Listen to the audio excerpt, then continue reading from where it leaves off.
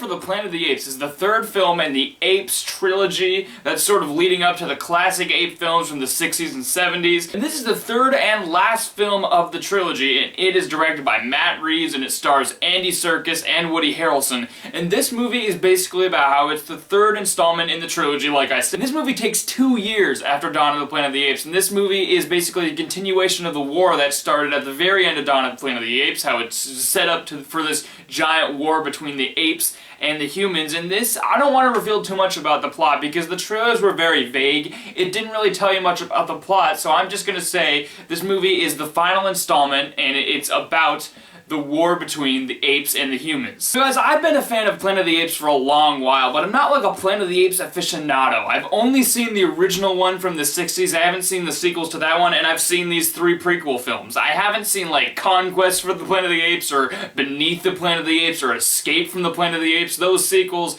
I didn't even hear they were good, so I never even watched them. And Rise of the Planet of the Apes is one of the most surprising movies I've ever seen, because we hadn't seen apes been treated right since the original Apes film. So Rise was sort of this first time we saw Planet of the Apes treated right in a long time. That is one of the most surprising movies, I think, in cinema history, actually. And it is a fantastic movie. I love Rise of the Planet of the Apes, and Dawn is even better. Dawn of the Planet of the Apes is a movie that's even better than Rise of the Planet of the Apes, in my opinion. And now we're at this third installment. And a thing that happens with a lot of movie trilogies is that when it gets to the third installment is the weakest one. Like in Star Wars, even though the first 2 are incredible, Return of the Jedi is the weakest in that trilogy. Everyone seems to think that. There are a lot of trilogies where the third one just doesn't live up to the first 2. I think the only instance that I can think of off the top of my head that the third one has been the best one in a trilogy is Lord of the Rings: Return of the King. I was looking forward to this movie because I loved the first 2, but I was a little bit worried that this one would not live up to the other ones.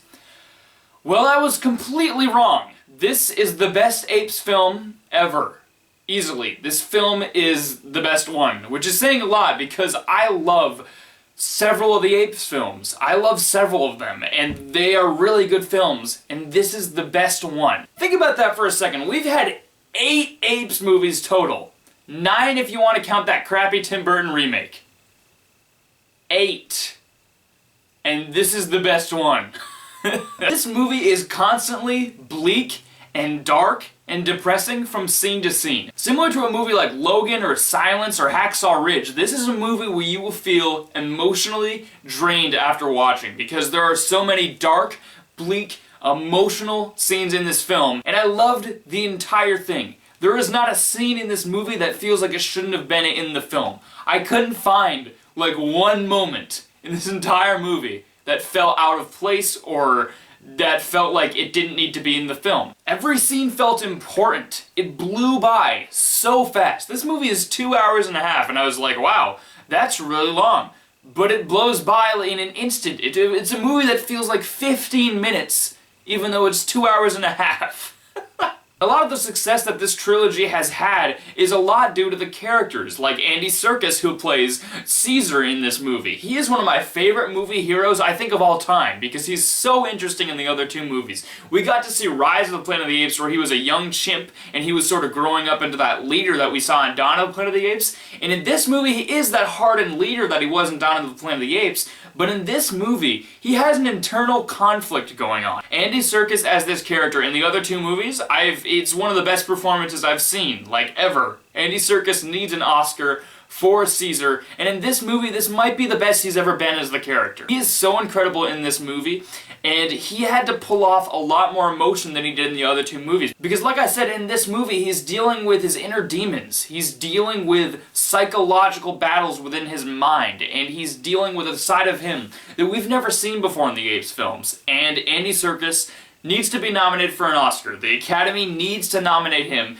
because he is incredible in every movie he's in. Like, as Gollum, as Caesar, he deserved nominations for all of them. In this movie, Academy, please nominate him for this movie, even though I doubt they're going to, but I really wish they would. There's also other apes in this movie, like Rocket and Maurice, that have been in the entire trilogy, but we already know that those characters are great because we've seen the other 2 films. How are the new characters? Woody Harrelson in this movie blew me away. This guy was crazy. He was so good in this movie. I really like Woody Harrelson as an actor. He's a really great actor, and in this movie, he blew me away in this movie. This guy is so sick and evil and psychotic, but he has reasons for it. There is a scene in this movie where he explains why he is the way he is. Why he has a crazy backstory to him. And while going into this movie, I was a little bit worried that he would just be like, yeah, this is a crazy guy that hates apes. I wanted more for his character when I saw the trailers. I was a little bit worried he would be sort of a generic villain.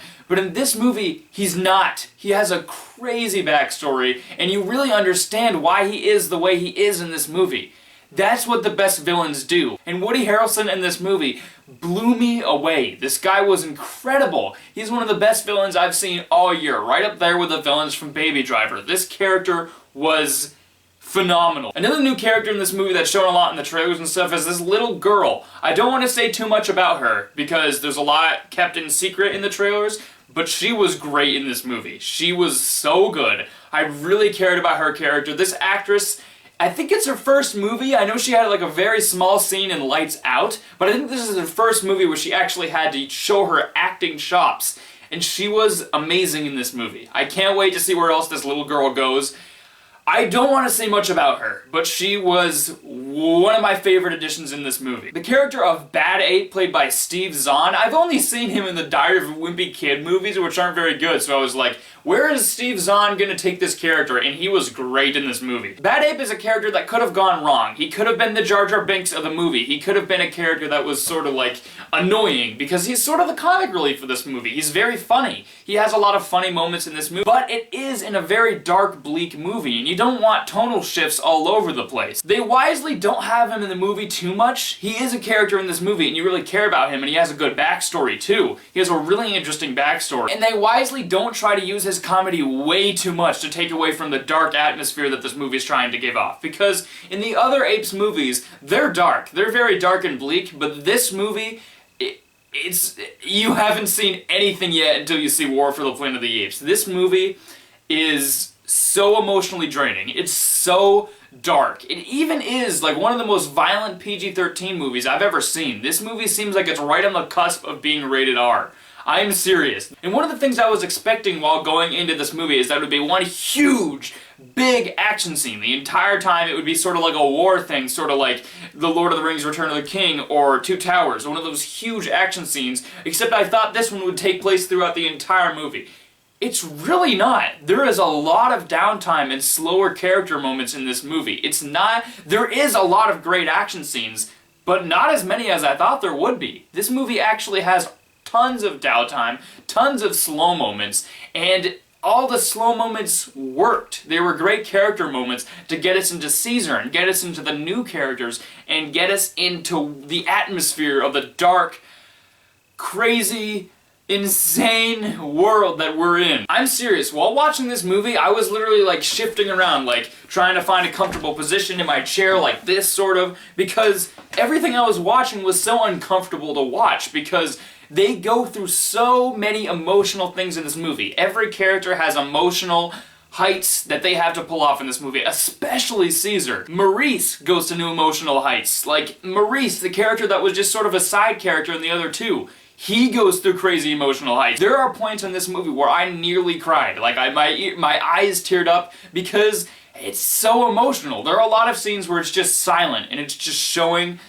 characters doing things, like having an emotional conversation. There's not really any sound, really, because usually they're doing like sign language or something, and you can just feel the emotion in their faces. And also through Michael Giacchino's score, which I usually don't mention scores in movies because they're usually just fine scores, but this score is one of Michael Giacchino's best scores of all time. This score is fantastic, and that's saying a lot because he did a lot of really fantastic scores, even though he scores like every movie nowadays. This one is easily a standout for him. This movie also has really cool connections to the original Apes films, because this movie is the last of the trilogy. This is the last of the Apes trilogy. This is basically the last Apes film. I don't know if they're gonna expand the universe somehow and more stuff, but this is the end of this particular trilogy. So there are things in this movie that sort of set up the original Planet of the Apes, and they surprised the hell out of me. I didn't expect a lot of things that happened in this movie to actually happen. When certain setups were mentioned in this movie, my jaw was dropped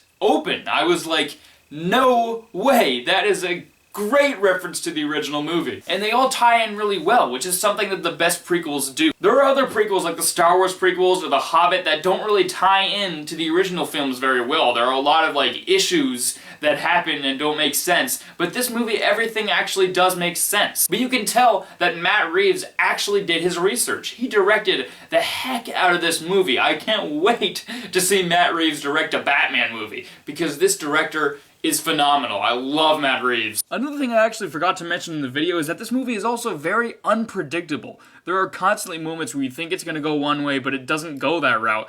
And that's what makes a great movie. It actually goes in unpredictable directions, similar to another movie that came out this year, like Baby Driver, goes in very unpredictable directions throughout the runtime of the film, and that was one of the things I loved about War for the Planet of the Apes. I never knew where it was about to go. Guys, War for the Planet of the Apes, I can't really think of a single problem in this movie. I have a few little tiny nitpicks, but that's really it. This movie is one of the best movies of the year, and it's easily, definitely the best Apes film we've ever gotten. There isn't like a single moment in this movie that I disliked or felt out of place or felt like it shouldn't have been there. There isn't a moment in this movie that I had problems with. I loved every second of this film. It's so emotional. The action is incredible. The characters are some of the best I've seen, like, probably ever. Caesar is probably one of my favorite characters of all time. He's one of the best movie heroes ever. And this movie was an emotional roller coaster, and it was absolutely a satisfying ending to this trilogy, and it is the best Apes film. This is better than Dawn and Rise, which is saying a lot because those movies are great. War for the Planet of the Apes absolutely gets an A+. Hallelujah. Hallelujah. Usually, I don't give out many A+ in a year, but this year so far has been amazing. I mean, Baby Driver, Beauty and the Beast, Logan, now this. This year is blowing my mind. This year is so crazy. So guys, if you like this video, be sure to like it, be sure to subscribe, be sure to follow me on Twitter and Instagram, and I will see you next time. Bye-bye.